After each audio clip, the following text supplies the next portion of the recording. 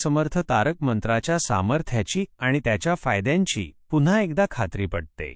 तुम्ही अगदी स्पष्टपणे सांगितले आहे की या मंत्राच्या नित्य पठणाने मनातील भीती नाहीशी होते।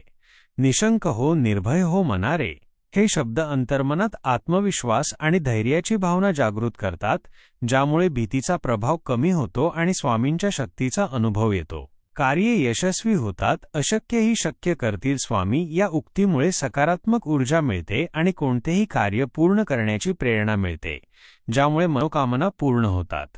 जीवनात समृद्धी येते। स्वामींच्या कृपेमुळे जीवनात कशाचीही वाण भासत नाही आणि प्रत्येक क्षेत्रात उन्नती होते।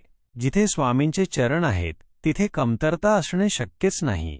मृत्यूची भीती दूर होते। या मंत्राच्या प्रभावाने मृत्यू आणि अपमृत्यूचे भय राहत नाही। एक प्रकारचे संरक्षण कवच तयार होते। श्रद्धा अधिक दृढ होते। नियमित पठण स्वामींवरील श्रद्धेला अधिक मजबूत करते, ज्यामुळे भक्तीच्या मार्गावर प्रगती करणे सुलभ होते। संकटांवर विजय मिळवता येतो। जीवनातील अडचणी आणि संकटे दूर होतात आणि त्यांचा सामना करण्यासाठी मानसिक आणि आध्यात्मिक बळ मिळते।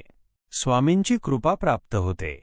जो भक्त या मंत्राचे नियमित पठण करतो तो स्वामींच्या जवळचा बनतो आणि त्यांच्या विशेष कृपेचा अनुभव घेतो। स्वामी नेहमी त्याच्या पाठीशी उभे राहतात।